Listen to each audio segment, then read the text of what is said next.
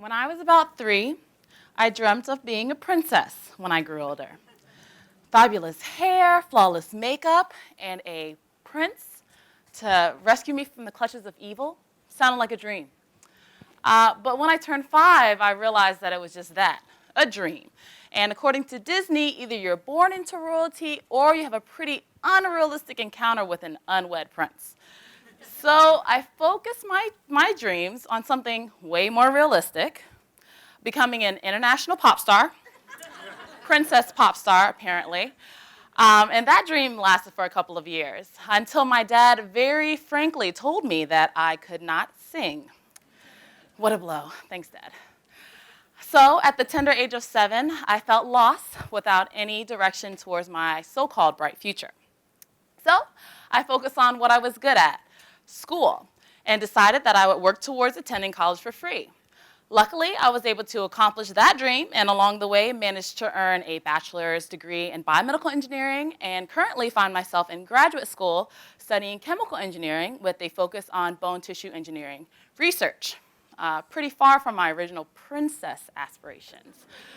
But better than being a princess, I find myself in the fortunate position to inspire a new generation of princesses and princes to contribute to our society in a meaningful and impactful way. Now, if you Google scientists online, you'll find several variations of this guy. And who is this guy? At best, he's a caricature of Albert Einstein. At worst, he's an old, crazy-looking white man. It's a little better when you Google engineer. At least this guy's an old, but he's still white, and he almost always has on an orange or yellow hat. And I don't know about you guys, but I don't particularly look good in either of those colors. I prefer green. So rewind almost 20 years. 7-year-old Keshia would have dialed into AOL and found pictures of these guys, neither of which looked cool or held any slight relation to a 7-year-old me. So thank God I didn't. But nowadays, everyone Googles everything. And nowadays, these images still aren't cool, they still aren't interesting, and still don't have any relativity to the hundreds of thousands of women and minorities that are missing from our science, technology, engineering, and math, or STEM workforce. We live in a time where STEM is increasingly important to our national security, health, and global competitiveness. STEM affects us daily, from the smartphones that we carry, to the cars that we drive, to the healthcare that we're provided, to the technologies that sustain and enrich our economy. Bluntly put, innovations in STEM are the fuel to our future.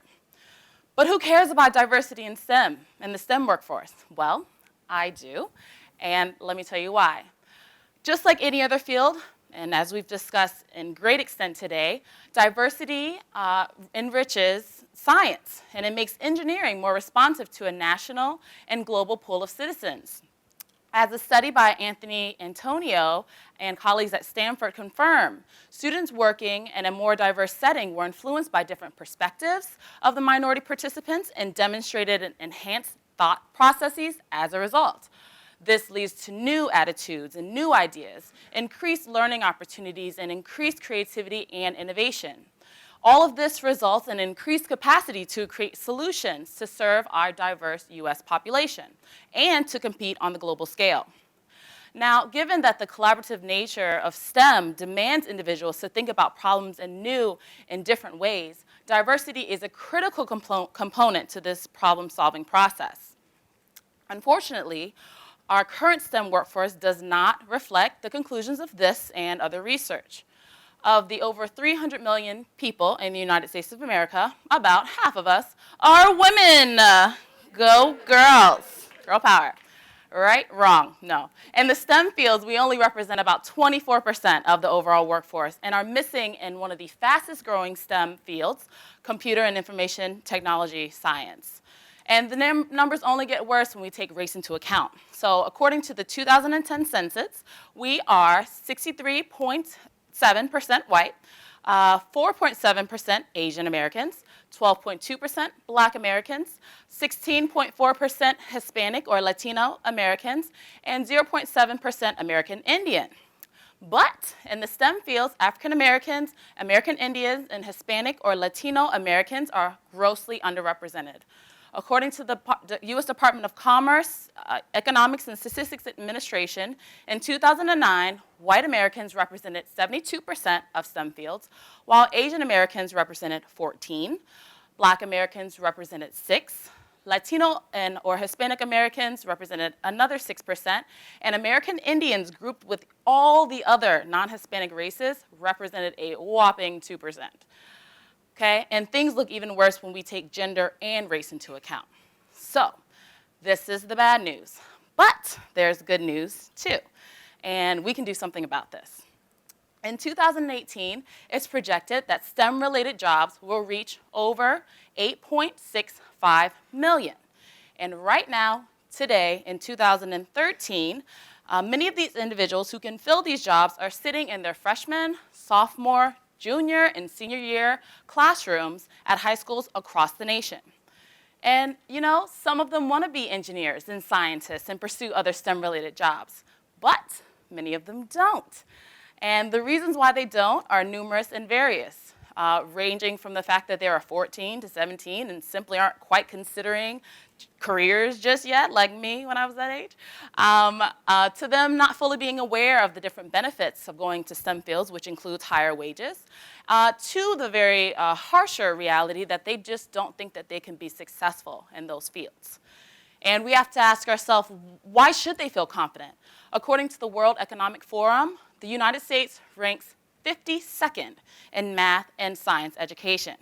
I mean, being second sucks, but 52nd, come on, it's pretty bad. So without delving into the inadequacies and inequities of our public schooling system, let me suggest another possible solution.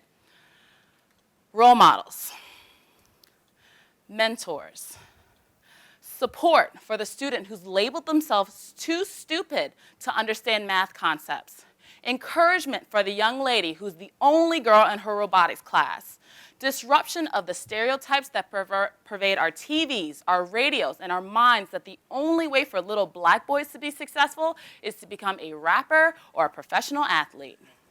Proof that being a little mixed-race girl growing up in subsidized housing doesn't mean that you can't reach for the stars and change the world.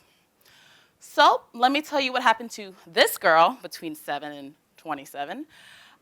When I was 17, I met Dr. Sutton. He was the father of my track teammate, and he was a biomedical engineer. I was intrigued by what he told me about the work that he did, and luckily the school I chose to attend, University of Virginia, offered this major. Shortly after arriving at UVA, I met Dr. Bochwe and Dr. Pierce Kotler, who were the only black and female professors, respectively, in the biomedical engineering department at the time. And after taking their classes and working in their labs and being mentored by them, I really developed a love for the field and decided that graduate school was for me.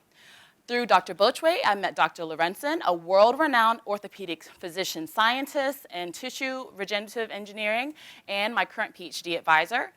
And I was also linked with other prominent tissue engineering researchers who currently serve as my advisors, Dr. Khan and Dr. Nair, along with other individuals such as my mother and my father, even though he told me I couldn't sing, and my high school track coach, Coach Washington, and my longtime mentor and friend, Richard Gall, and countless others that can't fit on this slide. I've been inspired, encouraged, and supported to reach this point in my life.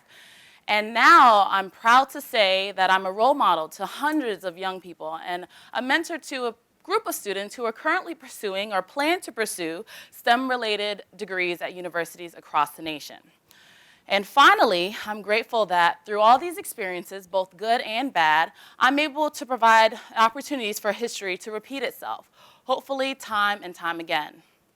Along with my co-founder, Tiffany St. Bernard, who's currently a Ph.D. Student in genetics at Cornell University, we created the 501c3 nonprofit ManyMentors in 2001 with a simple mission: to inspire, encourage, and support underrepresented students' interest in, pursuit, and attainment of STEM degrees. We work with middle schoolers to working professionals so opportunities in STEM are more visible, valuable, and viable for these students. We offer in-person opportunities, but we are focused on the development of mobile and online platforms to increase the opportunities and decrease the barriers related to mentoring.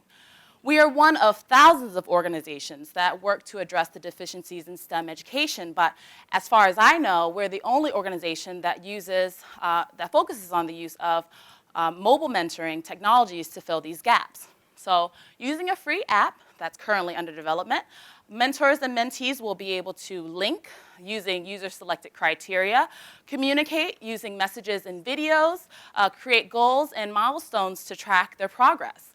Additionally, users will be able to access resources such as program and scholarship and internship databases and interactive career explorations and resume building tools.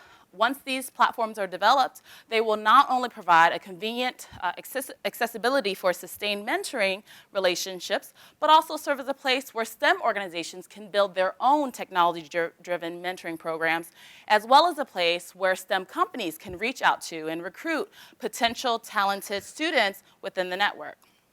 Once students are connected virtually, they can explore the many opportunities to get involved offline by forming a student chapter, like we did at University of Connecticut, and hosting events, finding and getting involved in local STEM organizations, and exploring local and national career opportunities.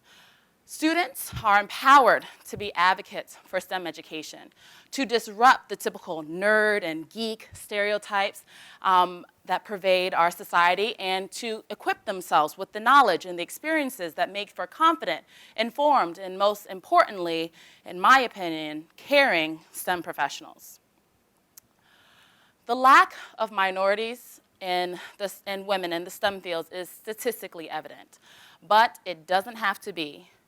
We can change the faces of STEM tomorrow, today, by doing something about it.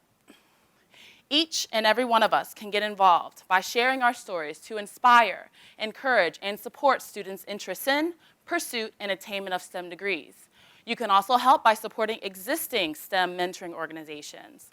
Let's instill dreams of hope, and innovation, and problem solving in the minds of our young people, leaving behind dreams of princess fantasies and pop star fame. Let's change the Google search image results for scientists and engineers to look more like the selection of people as diverse and multi-talented as the individuals that actually represent our great nation. If they never know, they will never go. And I, for one, think that it's high time that we tell them. Thank you.